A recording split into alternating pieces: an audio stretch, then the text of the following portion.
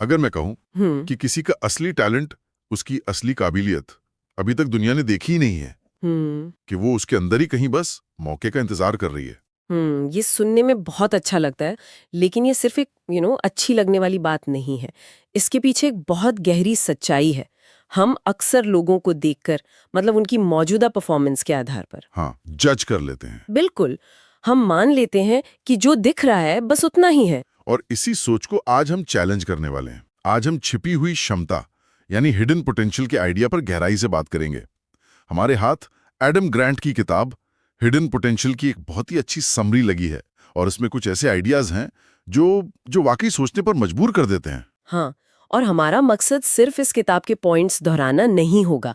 हम कोशिश करेंगे कि उन बड़े आइडियाज को निकालें जो हमें टैलेंट के बारे में हमारी पुरानी सोच से आगे ले जाएं, और शायद वो चाबी खोजने में मदद करें जिससे हम सब अपनी उस छिपी हुई क्षमता को बाहर ला सकें। तो चलिए शुरू करते हैं। पहला और शायद सबसे बड़ा आइडिया जो ये समरी सामने रखती है वो ये है कि हम जिसे सफलता समझते हैं, हाँ, कि वो सिर्फ टैलेंट से नहीं बल्कि कैरेक्टर से आती है। मतलब अनुशासन, लगातार मेहनत और वो जज्बा।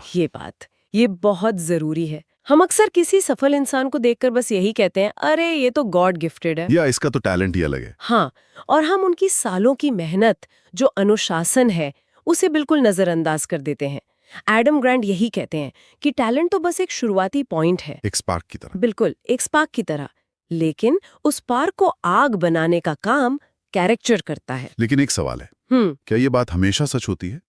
हमने ऐसे कई उदाहरण देखे हैं जहां किसी नेचुरली टैलेंटेड सिंगर या एथलीट ने बहुत कम मेहनत में वो हासिल कर लिया जो दूसरे सालों की मेहनत के बाद भी नहीं कर पाते। तो क्या हम टैलेंट के रोल को कम आंक रहे है? और टैलेंट के रोल को नकारा नहीं जा सकता, वो आपको एक हेड स्टार्ट देता है, इसमें कोई शक नहीं है। लेकिन किताब का तर्क ये है कि टैलेंट की एक लिमिट होती है। एक पॉइंट के बाद सिर्फ टैलेंट आपको आगे नहीं ले जा सकता। अच्छा। वहीं दूसरी तरफ कैरेक्टर की कोई सीमा नहीं है। आप अपने अनुशासन को, अपनी लगन को, अपनी सीखने की क्षमता को, मतलब जिंदगी भर विकसित कर सकते हैं। और किताब की एक लाइन है जो इस बात को बहुत अच्छे से बता दी है। एक निरंतर इंसान एक प्रतिभाशाली इंसान को भी पीछे छोड़ सकता है। हाँ, वही। बिल्कुल, वो कछुए और खरगोश वाली कहानी तो हम सबने सुनी है। खरगोश टैलेंटेड था, बहुत तेज, लेकिन कछुआ वो निरंतर था, रुका नहीं। हाँ, वो रुका नहीं। असल जिंदगी में भी यही होता है। जो इंसान रोज थोड़ा थोड़ा काम करता है, वो उस इंसान से आगे निकल जाता है जिसके पास ढेर सारा टैलेंट तो है पर वो उस पर काम नहीं करता। तो सफलता एक मैराथन है, 100 मीटर की दौड़ नहीं। बिल्कुल, और मैराथन में आपकी शुरुआती स्पीड से ज्यादा जरूरी ये है कि आप कितनी देर तक दौड़ते रहते हैं। यही तो कैरेक्टर की ताकत है। तो मतलब सिर्फ अंदरूनी मेहनत ही काफी नहीं है। सवाल ये भी उठता है कि अगर कोई इंसान पूरी लगन से मेहनत कर रहा है लेकिन उसके आसपास का माहौल ही सपोर्टिव नहीं है, तो क्या होगा? और यहीं पर माहौल की ताकत का जिक्र आता है। सही। और ये एक बहुत ही ज्यादा अंडररेटेड फैक्टर है। हम अक्सर अपनी सफलता या असफलता का सारा बोझ अपने कंधों पर उठा लेते हैं, लेकिन हम भूल जाते हैं कि हम एक इकोसिस्टम में रहते हैं। एक बीज कितना भी अच्छा क्यों ना हो, अगर उसे बंजर जमीन में डाल दिया जाए, हाँ, तो वो पेड़ नहीं बन पाएगा। उसे उपजाऊ मिट्टी, पानी, धूप सब चाहिए। इंसानों का भी बिल्कुल यही है। सही माहौल हमारी छिपी हुई क्षमता को बाहर निकालता है। ये बात सोचने वाली है। मतलब हम जिन्हें औसत समझकर नजरअंदाज कर देते हैं, हो सकता है कि वो बस गलत माहौल में हो। एक सही मौका, सही लोग, और वही औसत इंसान कुछ कमाल कर सकता है। बिल्कुल, ये तो टैलेंट की पूरी परिभाषा ही बदल देता है। सही बात है। ये व्यक्ति से फोकस हटाकर सिस्टम पर ले आता है। और सबसे अच्छी बात यह है कि हम अपने माहौल के गुलाम नहीं हैं, हम उसे बना सकते हैं। कैसे? किताब में कुछ बहुत प्रैक्टिकल तरीके बताए गए हैं, जैसे आप कैसी किताबें पढ़ते हैं, किन लोगों को सुनते हैं, किन लोगों के साथ अपना समय बिताते हैं।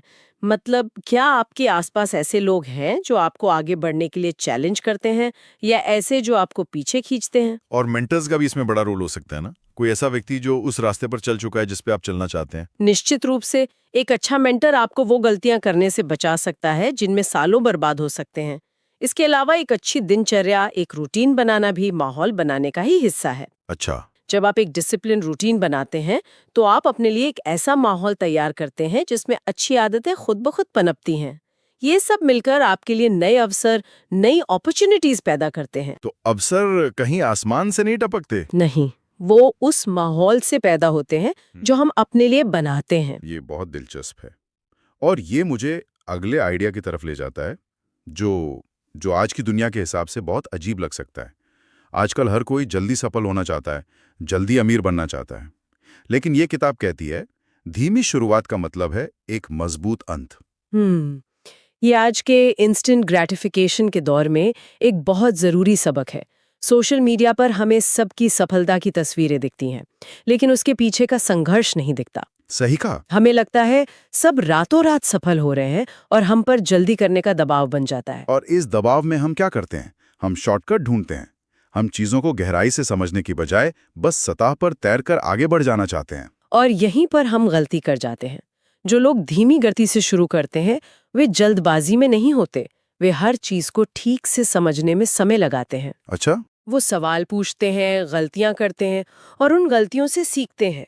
बेसिकली वो अपनी नींव मजबूत कर रहे होते हैं। इसे एक इमारत बनाने की तरह समझ सकते हैं। बिल्कुल।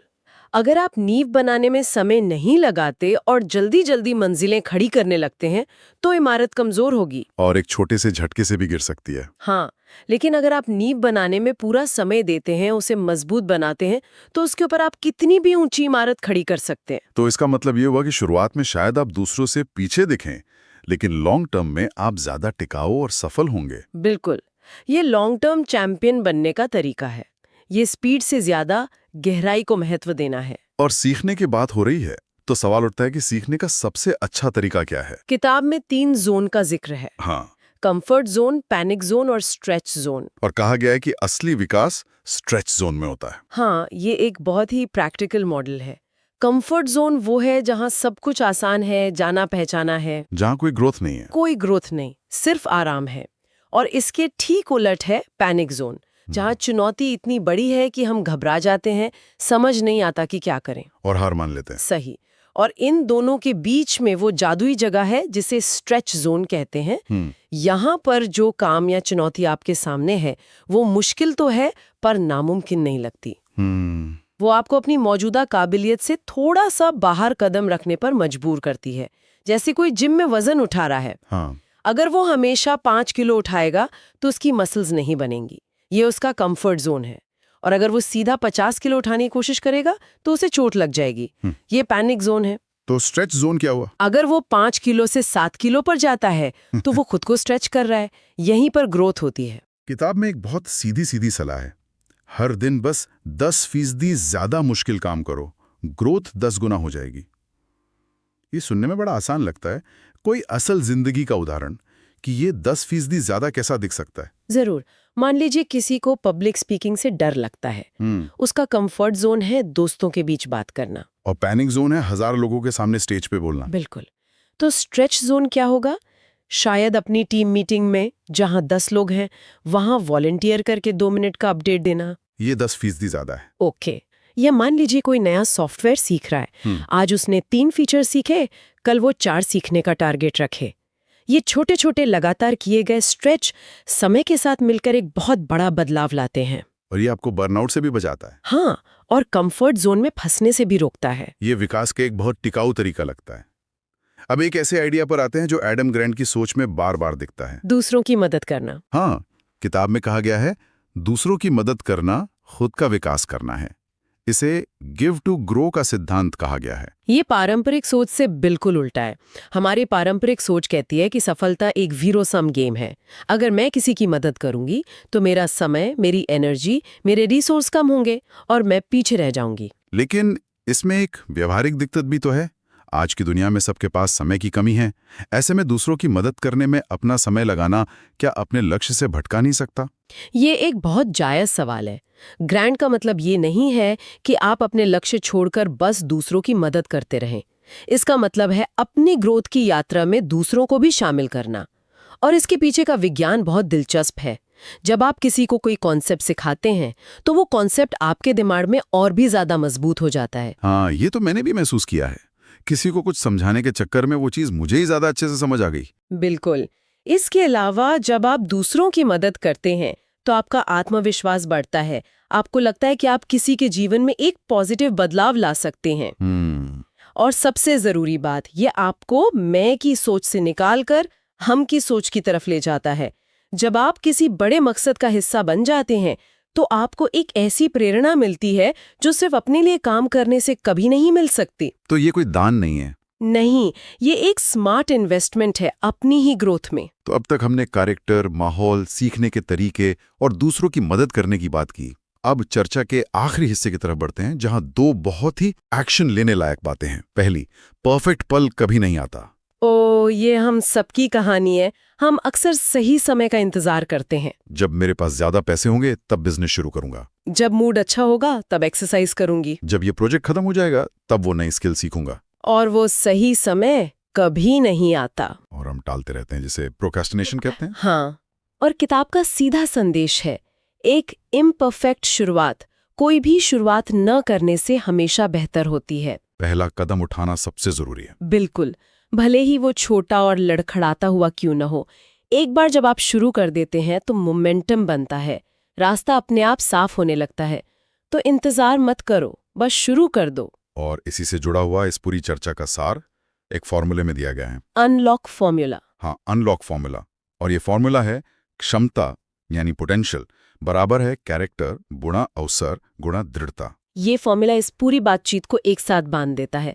और सबसे दिलचस्प बात यह है कि ये फॉर्मूला प्लस का नहीं, मल्टीप्लाई का है। जोड़ का नहीं, गुणा का समीकरण।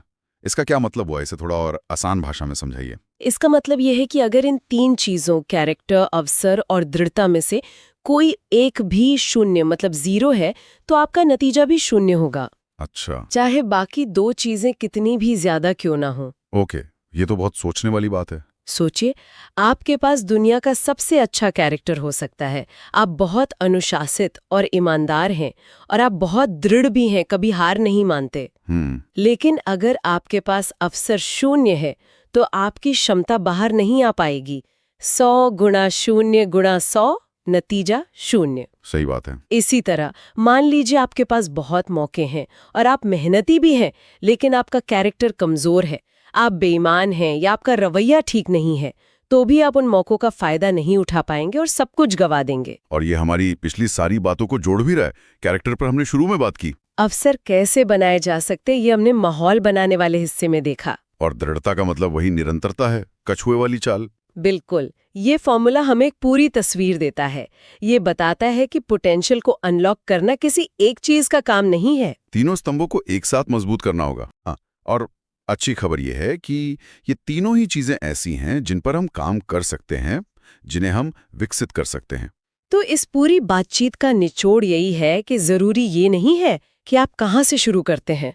कोई जन्म से टैलेंटेड हो सकता है, किसी को अच्छे मौके मिल सकते हैं, लेकिन असली खेल इस बात का है कि आप रोज खुद को कितना बेहतर बना रहे हैं।